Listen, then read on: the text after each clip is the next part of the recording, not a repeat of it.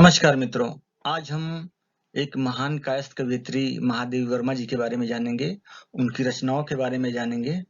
तो शुरू करते हैं। ये जो तस्वीर आप देख रहे हैं, ये महादेवी वर्मा जी की है। तो जानते हैं इनकी जीवनी। महादेवी वर्मा का जन्म 26 मार्च 1907 को प्रातः 8 बजे फर्रुखाबाद, उत्तर प्रदेश, भारत में हुआ था। उनके परिवार में लगभग 200 वर्षों तक या 7 पीढ़ियों तक किसी कन्या ने जन्म नहीं लिया था। तो जब इनका जन्म हुआ तो परिवार बहुत खुश हुआ। और जैसा कि हिंदू सभ्यता में लड़कियों को लक्ष्मी देवी ऐसा मानते हैं, तो उसी के आधार पर जो है इनका नाम जो है महादेवी रखा गया। इनके पिताजी श्री गोविंद प्रसाद वर्मा भागलपुर के एक कॉलेज में प्रिंसिपल थे और इनकी माता का नाम हेमरानी देवी था, जो बहुत धार्मिक महिला थी, आध्यात्मिक महिला थी और शाकाहारी थी। इनके पिता गोविंद प्रसाद वर्मा सुंदर विद्वान, संगीत प्रेमी, नास्तिक, शिकार करने वाले, घूमने वाले, मांसाहारी व्यक्ति थे। महादेवी वर्मा के मानस बंधुओं में, जिनको ये अपना भाई मानती थी, तो उसमें सुमित्रा नंदन पंत जी हैं और निराला जी हैं। तो इन दोनों को इन्होंने जीवन भर राखी बांधा है। महादेवी जी की शिक्षा इंदौर के मिशन स्कूल से प्रारंभ हुई थी। साथ ही संस्कृत, अंग्रेजी, संगीत तथा चित्रकला की शिक्षा अध्यापकों द्वारा घर पर ही दी जाती रही। बीच में विवाह जैसी बाधा पड़ जाने के कारण कुछ दिन तक शिक्षा स्थगित रही। विवाह के बाद महादेवी जी ने 1919 में क्राफ्टवेट कॉलेज इलाहाबाद में प्रवेश लिया शादी के बाद, और कॉलेज के छात्रावास में रहने लगी। 1919 में महादेवी जी ने 8वीं कक्षा में प्रांत भर में प्रथम स्थान प्राप्त किया। यहीं पर उन्होंने अपने काव्य जीवन की शुरुआत की। वे 7 वर्ष की अवस्था से ही कविता लिखने लगी थी और 1925 तक, जब उन्होंने मैट्रिक की यानी 10वीं की परीक्षा उत्तीर्ण की, वे एक सफल कवयित्री के रूप में प्रसिद्ध हो चुकी थी। विभिन्न पत्र पत्रिकाओं में इनकी कविताओं का प्रकाशन होने लगा था। कॉलेज में सुभद्रा कुमारी चौहान के साथ उनकी घनिष्ठ मित्रता हो गई। सुभद्रा कुमारी चौहान महादेवी जी का हाथ पकड़कर सखियों के बीच ले जाती और कहती, सुनो ये भी कविता लिखती है। तो जो सुभद्रा कुमारी चौहान जी हैं, जो भी एक महान कवि थी, तो इनके साथ जो है इनकी सखी थी, सहेली थी। 1932 में जब उन्होंने इलाहाबाद विश्वविद्यालय से संस्कृत में एमए पास किया, तब तक उनकी 2 कविता संग्रह निहार तथा रश्मि प्रकाशित हो चुके थे। सन 1916 में उनके बाबा श्री बांके बिहारी ने इनका विवाह बरेली के पास नवाबगंज कस्बे के निवासी श्री स्वरूप नारायण वर्मा से कर दिया, जो उस समय 10वीं कक्षा के विद्यार्थी थे। श्री वर्मा इंटर करके लखनऊ मेडिकल कॉलेज में बोर्डिंग हाउस में रहने लगे। महादेवी जी उस समय क्राफ्टवेट कॉलेज इलाहाबाद के छात्रावास में थीं। श्रीमती महादेवी वर्मा को विवाहित जीवन से विरक्ति थी। कारण कुछ भी रहा हो, पर श्री स्वरूप नारायण वर्मा से कोई वैमनस्य नहीं था। सामान्य स्त्री पुरुष के रूप में उनके संबंध मधुर ही रहे। दोनों में कभी कभार पत्राचार भी होता था। यदा कदा श्री वर्मा इलाहाबाद में उनसे मिलने भी आते थे। श्री वर्मा ने महादेवी जी के कहने पर भी दूसरा विवाह नहीं किया। महादेवी जी का जीवन तो एक सन्यासिनी की तरह था, सन्यासिनी का जीवन था। उन्होंने जीवन भर श्वेत वस्त्र पहना, तख्त पर सोई और कभी शीशा नहीं देखा।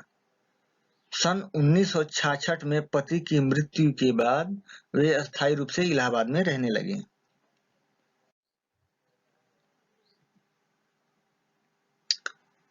महादेवी का जो कार्यक्षेत्र है वो लेखन ही है। तो इनका जो कार्यक्षेत्र था लेखन, संपादन और अध्यापन रहा। इन्होंने इलाहाबाद में प्रयाग महिला विद्यापीठ के विकास में महत्वपूर्ण योगदान दिया। यह कार्य अपने समय में महिला शिक्षा क्षेत्र में क्रांतिकारी कदम था। इसकी वे प्रधानाचार्य और कुलपति भी रही। तो ये प्रयाग महिला विद्यापीठ की प्रधानाचार्य और कुलपति भी रही। 1932 में उन्होंने महिलाओं की प्रमुख पत्रिका चांद का कार्यभार संभाला। 1930 में निहार, 1932 में रश्मि, 1934 में नीरजा, 1936 में सांध्यगीत नामक उनके 4 कविता संग्रह प्रकाशित हुए। ये सब इनके कविता संग्रह हैं। 1939 में इन चारों काव्य संग्रहों को उनकी कलाकृतियों के साथ वृद्धाकार में यमा शीर्षक से प्रकाशित किया गया। उनके गद्य, काव्य, शिक्षा और चित्रकला सभी क्षेत्रों में नए आयाम को स्थापित किए। बहुत लोगों द्वारा पसंद किया गया और इनकी जो रचनाएं हैं वो आज हमारे शिक्षा प्रणाली में शामिल हैं। इनकी लिखी कविताएं पढ़ाई जाती हैं। इसके अतिरिक्त इनकी 18 काव्य और गद्य कृतियां हैं, जिनमें मेरा परिवार, स्मृति की रेखाएं, पथ के साथी, श्रृंखला की कड़ियां और अतीत के चलचित्र प्रमुख हैं। सन 1955 में महादेवी जी ने इलाहाबाद में साहित्यकार संसद की स्थापना की और पंडित इलाचंद्र जोशी के सहयोग से साहित्यकार का संपादन संभाला। यह इस संस्था का मुखपत्र था। उन्होंने भारत में महिला कवि सम्मेलनों की नींव डाली।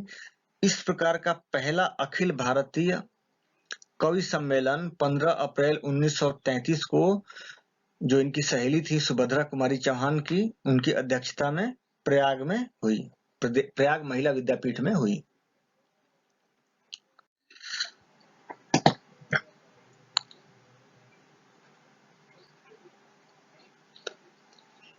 इन्होंने जनसेवा का व्रत लेकर झूसी में कार्य किया और भारतीय स्वतंत्रता संग्राम में भी हिस्सा लिया।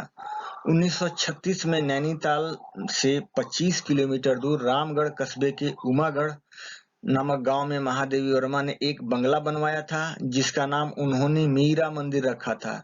जितने दिन वे यहाँ रहीं, इस छोटे से गांव की शिक्षा और विकास के लिए काम करती रहीं।